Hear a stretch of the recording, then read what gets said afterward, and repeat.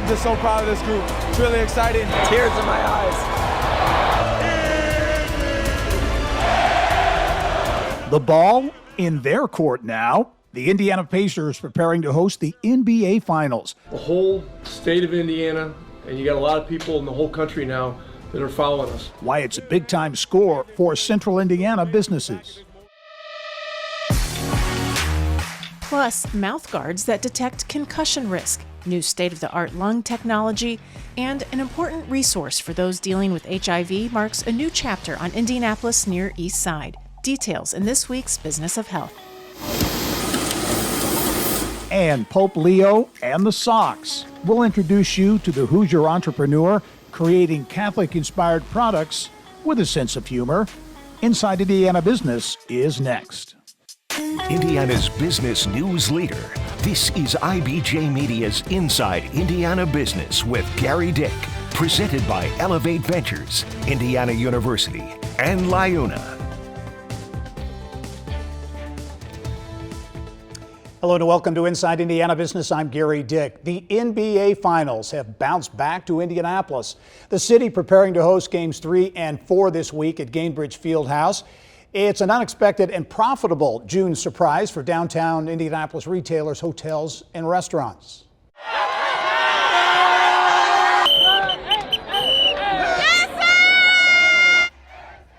Well, if that's what happened after the Pacers won the Eastern Conference Finals over the Knicks, imagine what could happen in the week ahead. Central Indiana businesses, city leaders looking to cash in on the Pacers' successful and exciting run, and other big-time events in the pipeline.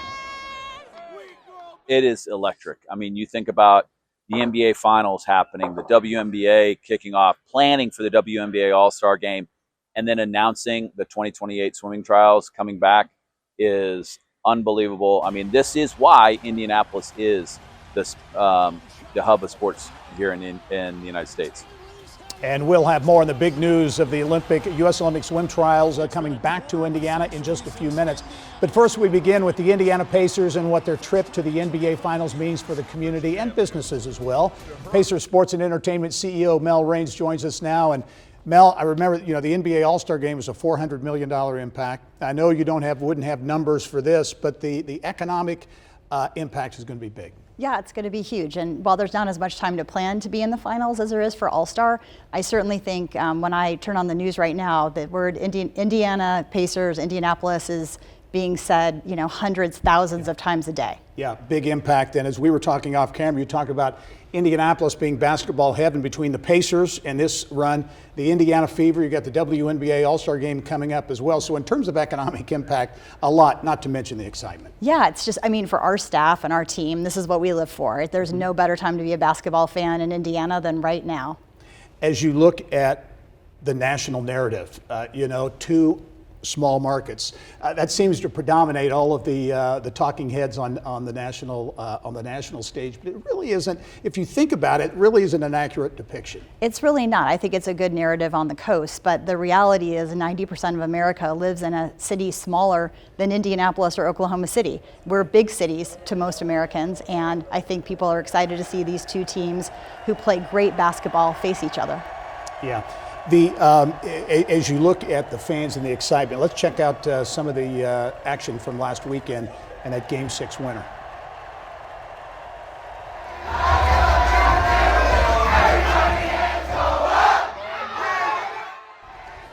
That kind of excitement, Mel, seen in downtown Indy, but really around the state in a lot of ways. And as you look at the investment that the Pacers, the Simon family, and others made in and around Gainbridge Fieldhouse.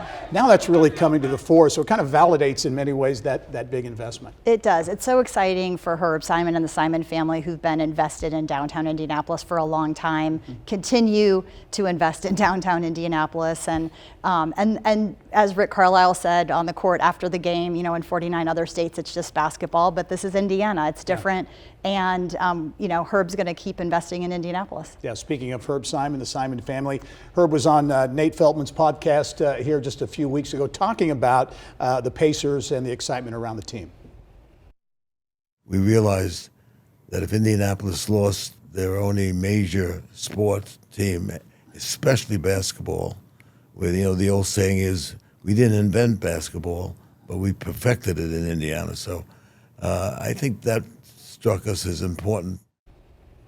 Yeah, the investment the Simon family made and continues to make is certainly paying dividends, to be sure. How would you characterize the energy in the organization? Because everybody's having fun, fans watching it. You all are doing the work. But how does that energy really permeate through the organization? You know, it does. I sent a note to the whole staff today to thank them and to encourage them to take a moment to enjoy this. It doesn't happen very often. For a lot of our staff weren't born the last time this happened in the year 2000. And so I'm hoping everybody takes a minute to reflect on how important this is. We're growing a new generation of fans, and we're reinvigorating our fan base. And I hope it happens more often than every 25 years, but we're trying to take advantage of it like it's a once-in-a-lifetime opportunity. And that's what a lot of people don't think about, the impact this has next year, the next couple of years, on the franchise going forward. Yeah, I mean, it's how we grow fans. There are a lot of fans that remember the Reggie days, certainly, and the teams in the late 90s and 2000s, and now we've got a team that people will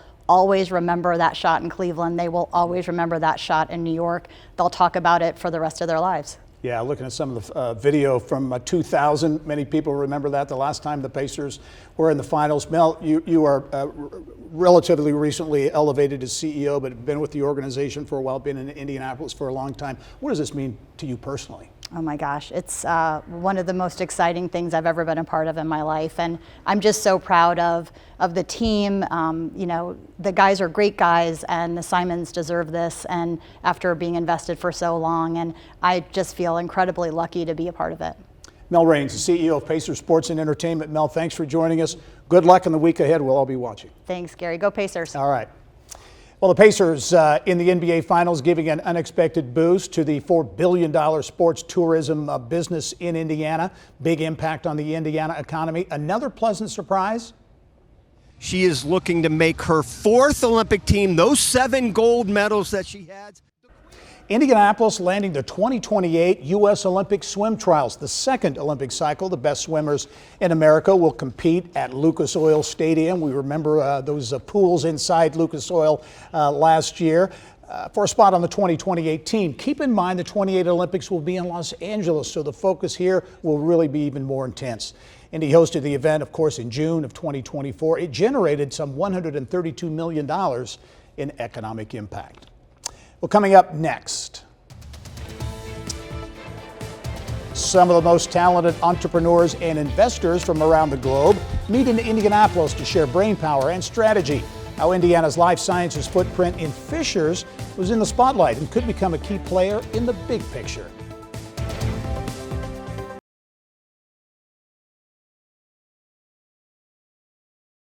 Well, the eyes of the global entrepreneurial community were on Indiana this week. For the first time since 2009 and only the third time ever, the Global Entrepreneurship Congress was held in the United States. More than 3,000 entrepreneurs, investors, and diplomats from around the world were in downtown Indianapolis for an event aimed at sharing knowledge to drive economic growth and innovation. It was also a chance to showcase innovation in Indiana in areas like the life sciences. Indiana is now the #1 life sciences exporter in the nation, and BioCrossroads provided guests with an up-close and personal look at the state's life sciences prowess, with a trip to Fishers, where a 75-acre park just off I-69 has expanded into a life sciences corridor that has quietly attracted more than $1 billion in investment and 1,000 jobs. You have companies like Genison, Incog, Stevanato, Telix, all converged there, and so we have is really this special community up northeast of Indianapolis that has come together over the last 3 or 4 years, and it's really been a vision that Mayor Fadness has had and his team have done a great job of recruiting more and more companies to come in. Wong says the life sciences success in Fishers should not come as a surprise. We've got great pipelines of talent coming in from Purdue and Notre Dame and IU and Ivy Tech Community College as well. So you've got both professional and hourly workforce pipelines that are really strong, that employers really care about. And then third of all is quality of life. I mean, you can't really beat the quality of life that Central Indiana offers, and Fishers is perennially included as a top 10 place to raise a family.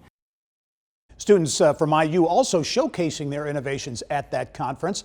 Business of Health reporter Kylie Valletta will have a story on that in just a few minutes. Here's what's making news around Indiana. Brought to you by the Indiana Association of Realtors. Indiana's 21,000 realtors. The neighbors you know, the experts you can count on.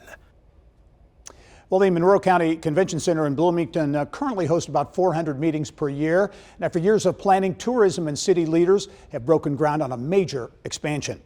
The $71 million addition will connect to the current Monroe County Convention Center via Skybridge, and the entire property will be renamed the Bloomington Convention Center. That expansion will allow the city to pursue larger conventions and meetings. And we are expanding to about 60,000 square feet of meeting space, including a big exhibition hall and more space. So it's going to allow us to go from serving groups of 200 to 250 with the experience they want to have to groups of 500 or 600. Visit Bloomington expects the convention center to create an economic impact of more than $20 million per year. A Terre Haute-based energy company is turning off the lights on a proposed data center project, at least for now, after the developer in that project pulled out of the deal. Hallador Energy wanted to build a data center in Sullivan County near the Miram generating station it acquired 3 years ago. According to an SEC filing, Hallador is now entertaining talks from other developers. Well, the hits keep coming for downtown Richmond. This week, ground broken for the long-awaited 6 Main project. It's on the site of the former Elder Bierman department store in downtown Richmond. Indianapolis-based Flaherty and Collins Properties developing the $38 million project, which will include 150 luxury apartments and retail space. Meantime, Earlham College there has just unveiled a separate $30 million redevelopment effort. The project will focus on the restoration and adaptive reuse of 5 historic downtown buildings and feature 100 market-rate apartments and more retail space. This project is concentrated in a 3-block area in downtown Richmond. And so these are the 5 largest historic structures downtown. So the significant impact will remove what's currently predominantly vacant, blighted, abandoned buildings. One of them, the upper stories, is actually boarded up. And so this revitalization in this concentrated area will really help boost downtown Richmond. The redevelopment effort is part of Earlham College's Revitalize Richmond initiative, a more than $100 million effort, which is being fueled by a $25 million Lilly Endowment grant. And check this. Terre Haute celebrating its past and also growing momentum with a new logo and brand that emphasizes the city as the Crossroads. It features a nod to city icons like the Vigo County Courthouse and basketball. Mayor Brandon Sackbun tells us they want to capitalize on an increase in workforce and economic development activity. The logo designed to give the city a more unified image and boost for marketing and communications efforts. And the end of an era for Hoosiers who lined up to grab fried chicken, green beans, and mac and cheese at the iconic Gray Brothers Cafeteria. The Gray family announcing it is closing its restaurant in Mooresville June 8. The family had planned on staying open until they could find a buyer for the Mooresville location, but that didn't happen. So now the plan is to search for a new location for a new Gray Brothers. Still ahead for you. Teeing it up Hoosier golf style, we take you to Indiana Golf's new headquarters. How it is swinging big to attract more tournaments, attention, and impact for young Hoosier golfers.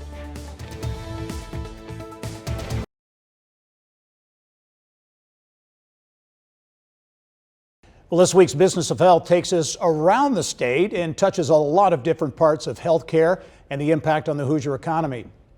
A new $29 million center not only aims to treat people with HIV, but also breathe new life into Indianapolis's Near East Side. Business of Health reporter Kylie Valletta here now with more. Kylie. That's right, Gary. This is a very big day for the Damien Center. From fundraising to construction, the new headquarters has been in the works for several years and its doors are now open. The 56,000 square foot center, called the Mosaic building, will provide HIV medical care, but also a long list of wraparound services. The center says the Near East Side has some of the highest rates of overdoses, homelessness, and HIV, with many people not receiving care. The Mosaic building has 18 exam rooms, a large mental health suite, dental area, and pharmacy. Leaders say the now 3-building campus means the Damien Center will no longer have to turn people away. We've been living in a world for so long where we've had to say, no, we can't serve you, or hey, we can serve you, but it's going to take this long. And we'll finally be able to be at a place where anyone who needs us and they're coming in our doors, we can serve them. And what an amazing moment in our history to recognize we're not going to turn people away. And most of Damien's Center's clients are currently living in poverty, so the project included revamping its employment training center, which serves more than 500 people each year. The new campus helps build momentum for redevelopment work underway on the East Washington Street corridor. As part of the Global Entrepreneurship Congress Gerry reported on earlier in the show, IU Innovates showcased student innovators leading startups. One of those is CapShock, which is making a low-cost mouthguard to protect athletes against concussion in real time. The mouthguard contains a mechanical dye capsule that ruptures and changes color if a player experiences an impact large enough to put them at risk for concussion. The IU Business Informatics student, who is co-founder, says the immediate visual tells coaches and athletes that the player experienced a high-impact hit. The startup recently won an IU Idea competition and is accepting pre-orders for the mouthguard, which CapShock says will sell for less than $50. The Indiana Donor Network is the first organ procurement organization in the U.S. to successfully facilitate a lung transplant using a new technology. The lungs were recovered from a Hoosier donor who died, and the lungs would have typically been unusable. The Indiana Donor Network used a new technology called BaroGuard, created by an East Coast company, which is a preservation device that keeps the lungs viable longer. This first effort in the U.S. led to a life-saving transplant for a recipient in Pennsylvania. Back to the Damien Center, I know it was a big announcement for them. It's a health center, but really it's more like a community center. Yeah, they're super focused on the client's well-being. They have a cafeteria that serves hot meals, a food pantry, a computer lab, and this is really cool. They opened a new coffee shop where you can get hospitality training and also hang out. Great project. Thanks, Kylie. Time now for our Eye on Education, brought to you by PNC Bank. Well, Governor Mike Brown is defending his decision to remove 3 IU trustees and replace them with 3 new members. Vivian Winston, Donna Spears, and Jill Maurer-Burnett are out. Former ESPN host Sage Steele, attorneys Jim Bopp and Brian Eagle, Brown's choices as the new trustees. Brown explained why he made the move, saying there was a, quote, overwhelming response from people wanting to be part of IU's Board of Trustees. Brown was given control of selecting members through language slipped into the state budget bill in April. Alumni had previously elected some trustees, but now the governor is in charge of filling all 9 slots. Ivy Tech Community College is cutting more than 200 jobs at locations around the state, citing state budget cuts. The affected roles, mostly staff and faculty positions. President Sue Ellspermann says the state's belt tightening means the school could lose about $54 million over the next 2 years.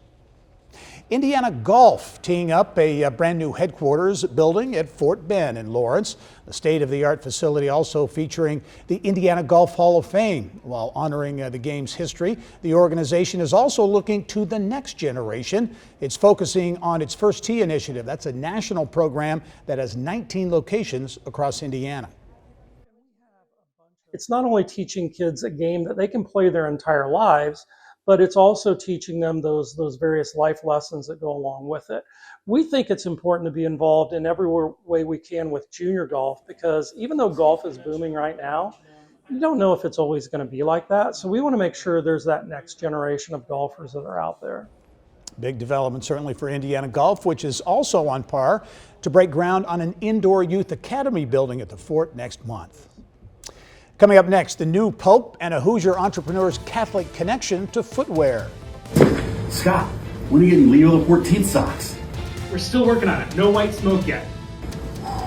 Stay tuned. The story behind Sockreligious and how an Indiana innovator is making it fun and cool to wear Catholic-inspired gear.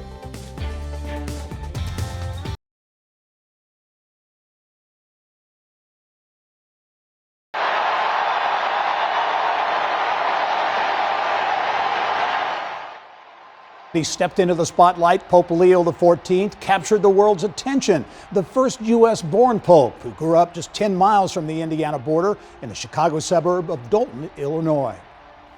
He's a White Sox fan, not only his only connection to the Sox, though. More now on a central Indiana entrepreneur dipping his toe into making religious socks with a humorous twist, including everything from Pope Leo to Catholic saints. Need a sock to rep the patron saint of fathers, workers, and immigrants? St. Joseph would be a good choice. Or how about a t-shirt rocking St. Therese of the Little Flower? Or maybe a decorative sticker to give a nod to Francis of Assisi, the patron saint of animals and nature. Indiana-based Socks Religious has just what you're looking for. Started out as just like a fun idea, but turned into something that people loved and enjoyed. Scott Williams spent years wearing fun socks to boost office morale when he got the idea to make socks to honor Catholic saints. At his first event in 2017, I think we brought 600 pairs of socks and we sold out very, very quickly. I remember doing the math. I can't remember exactly what it was now, but we ended up selling a sock a minute, basically. After that, he made the decision to pair his creativity with entrepreneurship and launched the Sock Religious brand. 1,300 socks are made each day at a facility on the Indianapolis South Side. Today, Catholic Concepts has 6 brands under its umbrella, which include screen printing, t-shirts for events, designing stickers, and more. Pope Leo, I heard that you're a Sox fan. Pace sia con tutti voi. When Chicago native Pope Leo XIV was elected last month, the design team got to work. So we have 2 different Pope Leo shirts right now. One says "Da Pope," which is like, from the SNL skit "Da Bears," and then one says "The Ope Pope," which only makes sense if you're in the Midwest and you understand that everybody says "Ope" instead of "sorry." Scott, when are you getting Leo XIV socks? We're still working on it. No white smoke yet. Stay tuned. We're the people that make merchandise for the church. Our very first design that we ever made was a Pope Francis sock. So we needed to make a Pope Leo sock. So those are in production right now. Who knows, you might see someone sporting a pair of those socks at this year's Zoobilation. That event coming up Friday the 13th at the Indianapolis Zoo, which is where we leave you this week with video from Elephant Cam provided to us by our production partners here at Fox 59, CBS 4. Thanks for joining us this week. I'm Gerry Dick. Go out and make it a successful week.